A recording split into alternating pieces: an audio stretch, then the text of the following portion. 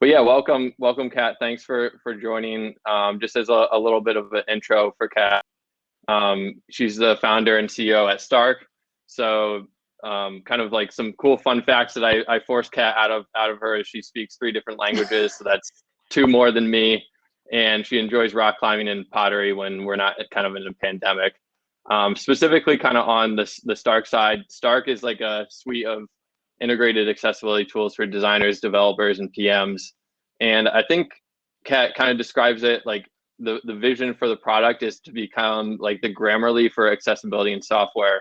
And I really like that as also kind of just like a definition of just like a easy way to understand like what's it doing. So like again, everyone knows Grammarly. If you use Grammarly, it's just helping you out. It was be like, okay, this word's spelt wrong. But Stark is kind of just on the other hand, you're adding in text or anything or font and says like, hey, this font needs to be more needs to have more contrast with the background. So I think like it's a great vision for the product, but also a really easy way and like an analogy for people to kind of pick up immediately. So I think that's really cool. Um, so yeah, let's kind of we'll go to the next slide here. Talk about a little bit about the inspiration behind Stark. So, Kat, if you wouldn't mind just giving us like that inspiration and how Stark was founded. Um, so the inspiration was, I think, founded out of pure frustration. And that's because we were, previous to this, it was in my house. I was working on a product designed for a health tech product. And anybody, in here who's worked in health or health tech specifically, or, even fintech, like anything that is generally regulated knows that compliance is an absolute clusterfuck, and it's a Hmm. convoluted process. It's super super difficult, and I'm not going to get into that right now, but in Hmm. doing so, in designing and building out this product, the target group was older adults, and with that, realistically, there were certain things that we needed to abide by, and other things that were just general top of mind. So in that compliance spiral, if you will, I realized that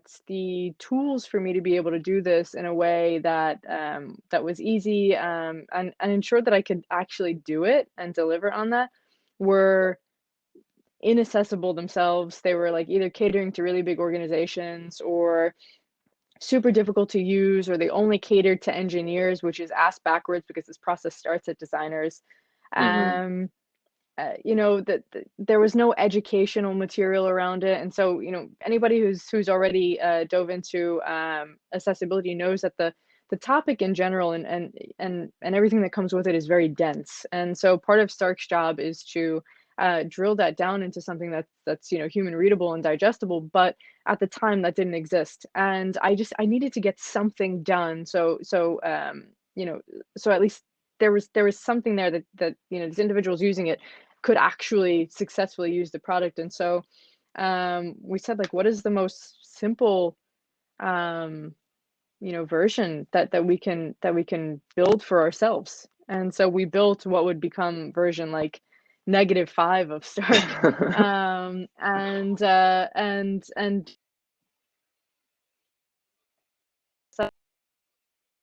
And and other people started to catch on, and we were sharing like snippets on the internet, and people went nuts over. They're like, what is that? And how can I use it? I want to be able to do this. And eventually we released, we released, and it just snowballed. But that for us was the inspiration, like just scratching our own itch because we were not able to do our job right. And realistically, I can't go out into the world and say, oh yeah, I created a product with the greatest experience if so many Hmm. fucking people around the world can't use That's it. so great. And again, like you're scratching that itch, and obviously that's just obviously the best way to kind of start a company or start a product is out of something that you would use immediately. So yeah, I think that's great.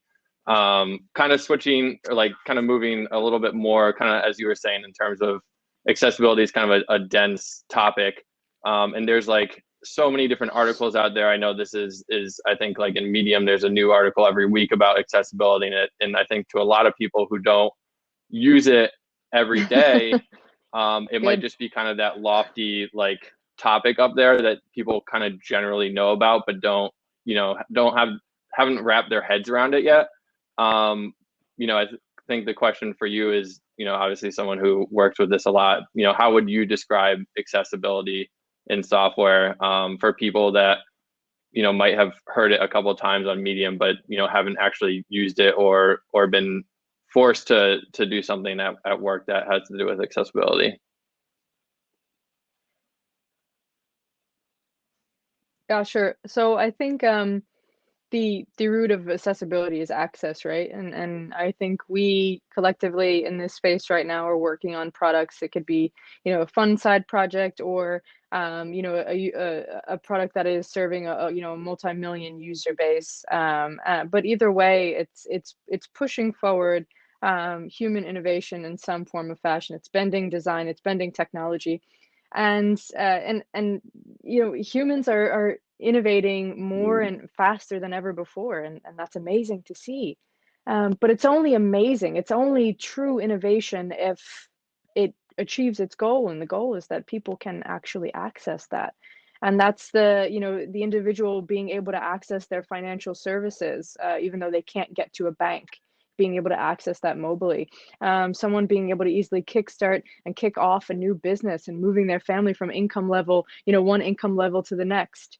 Um, Education, which inherently results in a better trajectory for us as human beings, and the internet is to thank for that.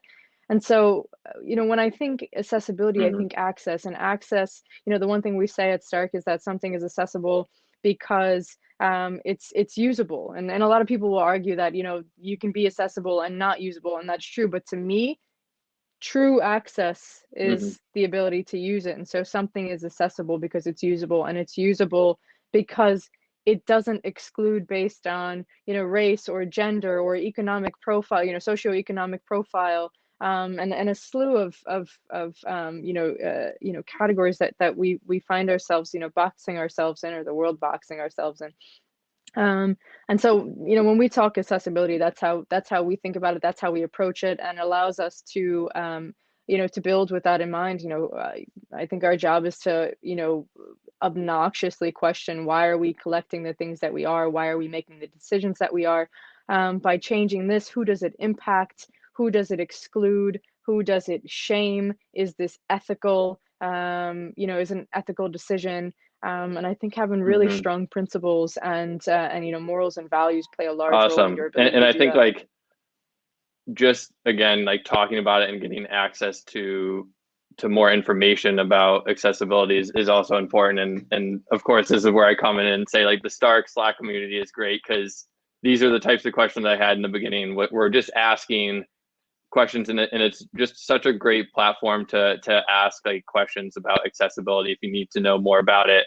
And people literally have given me, and I know you have replied to some of my questions within 10 or 15 minutes. And I think it's just a great community where people are like, there's obviously no shaming of like asking a question that's very stupid, because again, a lot of people are rookies at this. So I think that's also great as well. So awesome. So let's talk about redesigns. Thanks. So I know Stark had a redesign in 2020, and I personally, whenever I'm looking for like inspiration right now, I've kind of stopped going to Dribble for the last couple of months and have just gone to your website to look at, even if it's something as simple as like the buttons or like how the focus states work and stuff like that. But yeah, with the Wow. redesigns, like I guess what were your biggest challenges with it? Because everyone's going to have challenges with redesigns, but I know again with you guys, you obviously want to be a model for accessibility with at the same time also trying to make it beautiful. And I know you have had talks about how beauty is not at odds with accessibility. So I think you guys obviously wanted to showcase that with the redesign. So maybe talk about the redesign as a whole, and then also some of the personal challenges that you guys had at your company. Yeah, sure. So first off, Mm-hmm. thank you for that. That means the world to us. Seriously, because we worked very hard on it. Design is not easy. I think, when people say, oh yeah, we're just, making squares or pushing pixels, well, you're not doing your fucking job if that's all you're doing.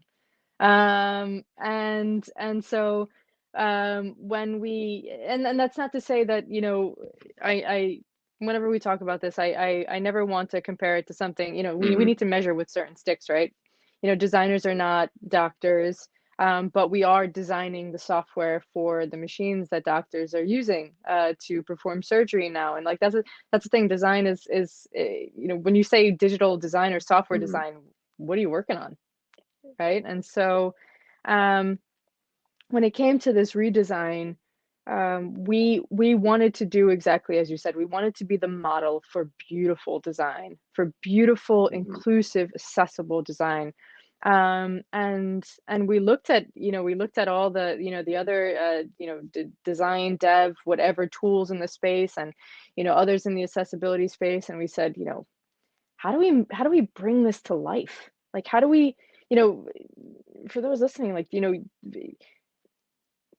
we we pick our products the same way we pick our partners. It is the same region in the brain. So what we know about love and trust Hmm. holds true in products. And so we needed to create a brand, and we had already done a great job at that, creating a brand that stood out from our competitors in the space and let people know like we were fresh, and we were like pumped to be able to do this work, and we saw the changes that needed to be made, and we're going to do that. Um, but we got to a point where we're like, okay, we need to not look like every other, design dev tool in the space. Hmm. We need to put on our big kid pants, and just change our overall approach. And so, we went and we looked at what everybody else was doing, and you had these like very simple, which simple is not bad, simple is great, but you can oversimplify something. But there was no character to it. And if there is no character, there's no opinion. If there's no opinion, Hmm. there's no soul. And people can't fall in love with it. And if they can't fall in love with it, they can't trust it. And vice versa. And so we said, let's what is Stark? Stark is bold, and it's strong, and it's strong in its opinion and its values and its principles. Um, and it's beautiful in its mission, and we used all of these words that we came up with to govern um, the decisions we made. We had these three pillars that, like, and, we went through, and it's like, design and code, machine and human, Hmm. creative and compliance. So we said, what fits into this matrix? Um, and we put together these, this color palette and these typefaces, and just went through a yes, no, yes, no, yes, like, and we were relentless about it. And I'm happy we were, because if everything from the brand to and brand being, typefaces, logo, colors, to our, general design system, to our illustration Hmm. system, it needed to be inclusive. And so you'll find that the visual It design is is. absolutely beautiful. I'm so ridiculously proud Hmm. of that redesign. And the illustrations show people for who they are. Different sizes, different genders, different races, different abilities, disability it shows. So you have people in wheelchairs, and you have individuals with hearing disabilities. There's hearing aids, or eye patches, or casts, or assistive technology, devices in their hand. Um, and Stark needed to represent the people Hmm. that use it on a regular basis. And I think it's easy to say, well, how do you choose who you represent? Is it the people that use Stark on a regular basis, or is it the people that are in the world, with disabilities that you want to Hmm. represent? And the answer is that they're one and the same. There are individuals with disabilities all over the world sitting right next to you, well, now virtually, but right with you at work, in your homes. Um, and so we said, how do we bring that to life? How do we make sure that Stark truly represents this mission, this very, very big mission that we have? And I think, you know, Aldo, who came in and did our illustrations, knocked it out of the park.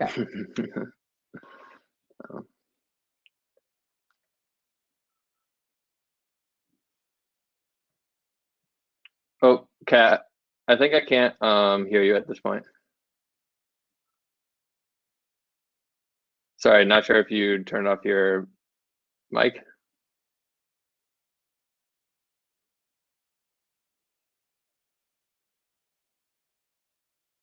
What about now? Awesome. We're back. Weird. You literally, yeah, you Which literally means cut that, out for like 5 seconds. Yeah, no worries. which is so weird because I'm literally here with my hands like this and I didn't even touch the screen. Okay, technology was a mistake. Yeah. You know, I was just saying that next rendition of that, you know, you're going to see representation of more individuals come to life. Excited overall, but that's the gist of the redesign. Yeah. And yeah, I think like you said, it really was knocked out of the park. And I know that you touched on a lot of like the softer sides of the redesign, kind of talking more about, because again, your tools are helping other companies do redesigns, right? Whether they're designing or doing a full on redesign. You know, working with these companies and tweaking your tools to help them out. What have you seen from like the kind of the harder side or the more technical side that's like a really big roadblock for some of these larger companies, or maybe not larger, but any type of company when they're kind of doing this roadblock? Like, are there any I guess themes of like people that always seem to get stuck on this certain step? So I think with accessibility in product development, and that's design, engineering, product management, I think you have like the blank page problem where it's super daunting to get started for the first time, and it's usually Mm-hmm. because the educational material around it is so difficult to follow, and so that's one big thing that we're combating now. Um, but generally speaking, we've found that, and the Stark community is a prime example of that, that everyone's intentions generally are good. It's Mm-hmm. easy to see like the assholes surface, you know, in the world because they usually yap the loudest. But you know, the helpers are, you know, they're there and really want to do good. But when it comes to organizations, be it startup size like ours, or you know, some of the larger you know, tech giants that we all know very, very well, you know, I there are different problems and different roadblocks at different sizes. And so at a company, you know, super large, one of those giants, you're going to find that what they're doing now is, or I don't want to say now, but in general, that, you know, the problem that they will have to combat, and are, is retrofitting. And so you'll see that Stark is used like in flight or during a retrofit, or you know, in flight being for QA, retrofitting, going back and redoing a lot of that like legacy design and code that's there. Um, and then obviously kickstarting a new project. And each of those points come with its own hiccups and questions and you know, general approaches. But retrofitting is, it's expensive, Mm-hmm. and you know, it's expensive because it's time consuming, and it requires a ton of resources, you know, all hands on deck. And you know, you have to essentially figure out how to break these steps up into different sprints, because you're not going to pause production of every single thing that you're doing to work on, you know, all of this for X amount of time. And so, you know, with Stark, what we're working on now is you know, building something to help you decrease your time to compliance, at the same time increase your education level, and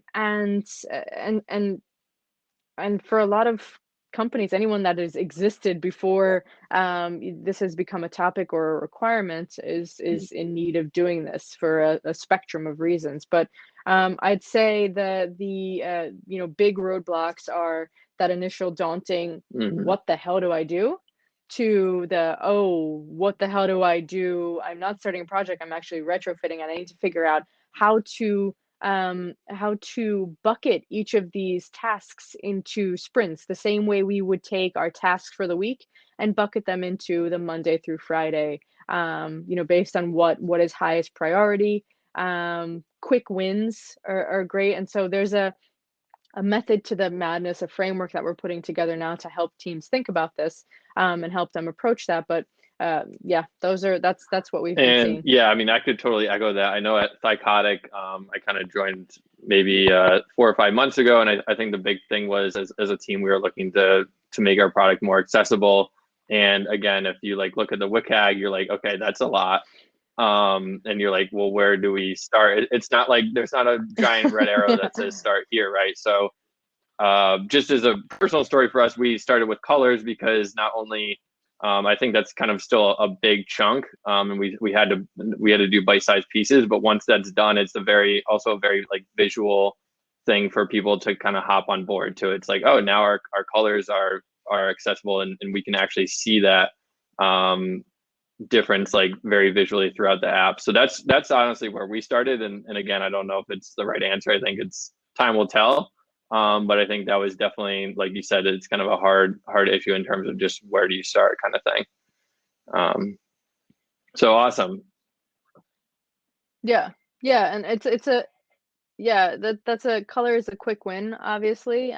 Especially if you're putting together a design system, you can use Start to, obviously check those colors. Make sure your entire design system's in check, and in the event that things aren't passing, colors aren't passing, text isn't looking too good, you can go ahead and use Stark Smart Suggestions, where Stark will provide alternatives to that. And if you're capitalizing on components and instances, then, with the click and change of a color, everything falls in Yeah, line. and So very good. I wish I was using Stark more than I did, I think, to start off with. But again, yeah, the Stark's like, contrast checker I think is great. And again, these tools are integrated in Sketch and Adobe XD and of course Figma. So, I think that was something I definitely used in the beginning to try to pick the colors for better accessibility. Probably should have used it more like right from the beginning, but better late than never kind of thing. So awesome. Yeah. And Absolutely. my favorite thing is talking about the future of any industry. So definitely wanted to hear your opinion, Kat, on just like where do you see the industry in the next 2 to 5 years? What's going to change, what's not going to change. Definitely wanted to hear kind of your thoughts on that.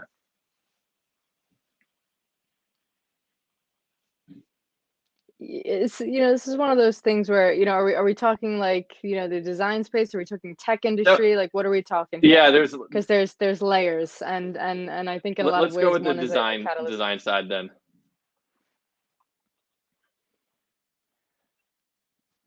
Okay, design side, even there, I'd say, I would probably want to approach it from the entire product development pipeline point of view, and that's because, when you're doing it the right way, and you're not just building mock-ups. If you're bringing it to life, then you're working with engineers, and in some organizations, you're working with product managers, and one hand washes the other, two hands wash the face. And so when it comes to design, or rather the design space, I think the one thing we're going to see over the course of the next few years is that, trust and ethics play a very large Mhm. role in the conversation. I think the more educated we become, and Apple is to thank for shedding light on, things like the data that products are collecting from us on a regular Mhm. basis. So making us more aware. Awareness leads to responsibility, and and choice, and those things lead to empowerment. And I think when we're empowered to do stuff, there's a lot of magical things that happen. And so I think this we're now in this like inflection point, and that's very exciting because it's an opportunity for so much change to happen. And you already see that. Look at the Mhm. world. Look at social media. We see the conversations that are happening across a spectrum of topics. And we here in the design and, dev, the general tech space, play such a large role in these different spaces: fintech, health tech, um, design dev tools, that companies are using to build this software. And so, I think we've hit the point where everyone is hungry to figure out um, um, how to do their jobs properly, and how to do so ethically. Um, it's a byproduct of human innovation. There are downsides, obviously, but I think people have caught on to how drastically exclusive um, these products that we use on a regular day are, and people just are fed up with the shit. And so I'm happy about that. I'm happy Stark is spearheading that conversation, and we're right at the center of it.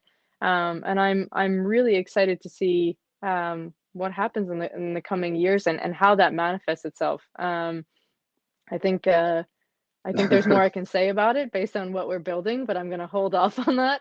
But either way, I all of the change starts with conversation and people getting riled up about things, and advocating, and coming together. And I think that's already happened. That started.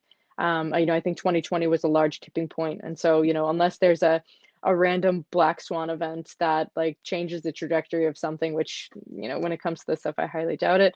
I Mm. I'm And yeah, excited I for where think it's like going. the inflection point's a great way to words. I think just, I'm still a new designer, and I still kind of felt that, a year ago, or maybe a little bit more, in terms of just people talking about it more, right? And I think that inflection point of like, people were talking about it in a year and a half ago, people are starting to do a couple of things about it, now, and then you start to think, okay, in a couple of years, people are taking serious actions on it, which is something that's very optimistic, and something really to look forward to. Um,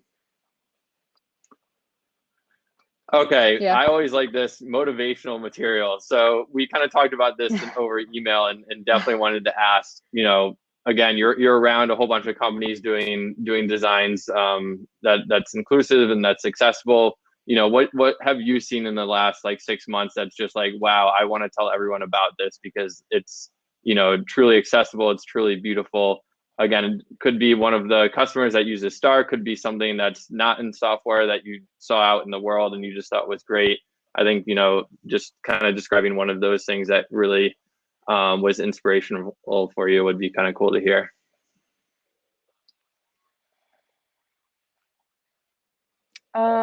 So I've found that because there is, and this is probably like a complete downer on the question, but because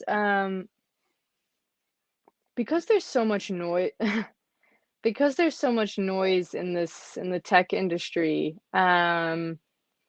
it's it's much better, I've found, to look outside of that, to kind of see what has shaped the innovation that happens in tech. And so for me, it's exciting to be in Europe and see how society has accounted for individuals with disabilities. And so, you wouldn't construct a building without a wheelchair ramp. Why are we building software that isn't Hmm. accessible to everybody, right? And so, it's been pretty.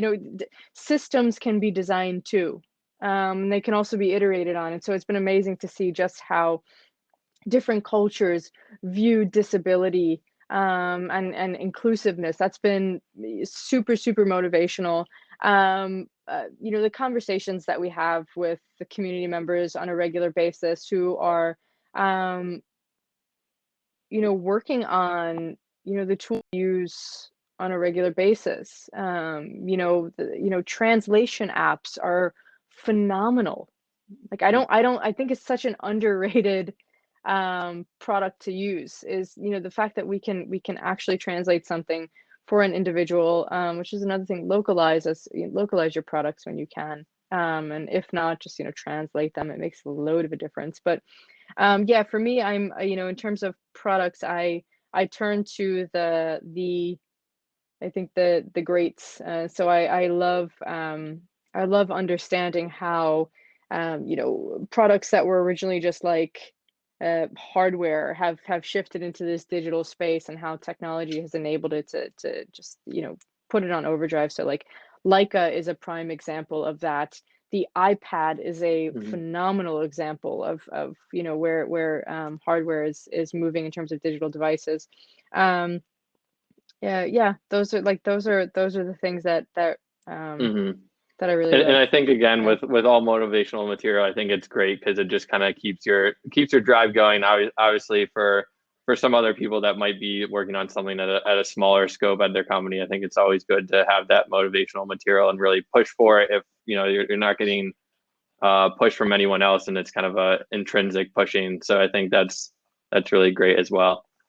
Okay, so we have about 9 minutes left. I'll do just a kind of a bonus question, and this is going to be truly boilerplate kind of thing with the pandemic. So I think all questions right now with the pandemic, and you've touched about this a little bit, but a lot of questions are just like, how is this pandemic affecting X industry? So like, obviously, you never want to wish upon a pandemic, but how has this COVID pandemic help or hurt the accessibility industry, or people thinking about inclusive design before or before the events took place?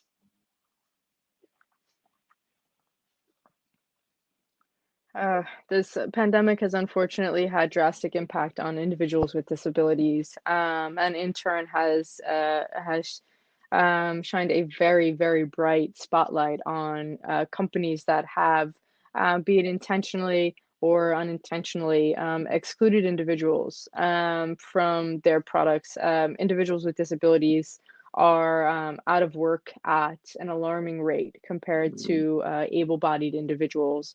Um, and what was the other space that was drastically impacted by the pandemic was the academic space. And so kids from K through 12 up to academia have all gone virtual, and you have kids with at-home services that weren't able to get those services, and in turn their educational experience is drastically changed. Children that are deaf or hard of hearing or that are blind have been impacted because the material is simply not set up, whether that's the individual that's blind, child or adult at school, cannot read that PDF that Mm-hmm. is purely image based, and there's no screen reader that can read through it, unless there's all text on something. Or the Zoom calls that or whatever, everyone's on Zoom, but just the video calls, whatever video platform is being used that doesn't have closed captions enabled, and in turn these individuals cannot participate. So yeah, I mean, I think unfortunately, fortunately yet unfortunately, the pandemic has had drastic negative impact on a number of individuals with disabilities. um, and at the same time, it has shed a lot of light on the things that need fixing in this industry, which I'm forever grateful for.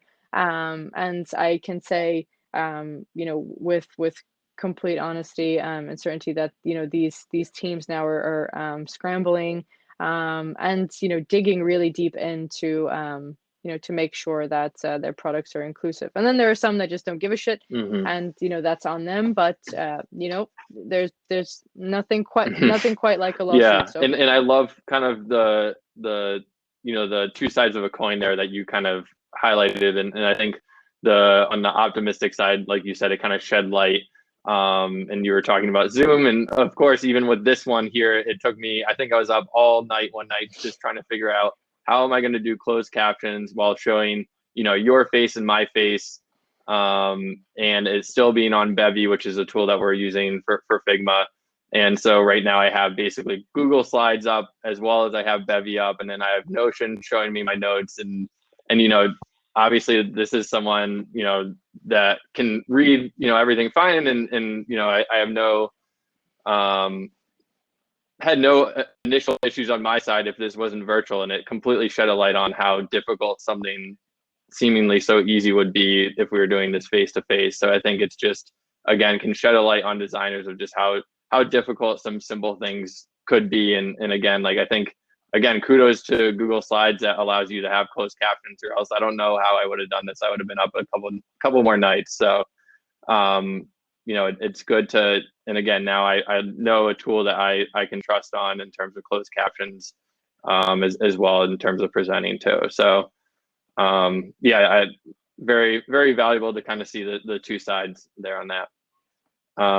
So anyway, we're at the 35-minute mark. Cat, I want to just give you like, a huge thanks for coming on. And by the way, Cat's in Ireland right now, so she's definitely helping out with even with the time difference here. And want to say thank you very much for joining us and giving us some valuable information on the industry and your company and kind of just your vision as well. I think it's very inspirational. Yeah. Thank you. I All right, appreciate that big guys. time. I'll see everyone later. Thanks a lot for. I'm going to stop the recording and turn this off. Thanks, everyone. Have a good day. Thanks for having me. Take care, everyone.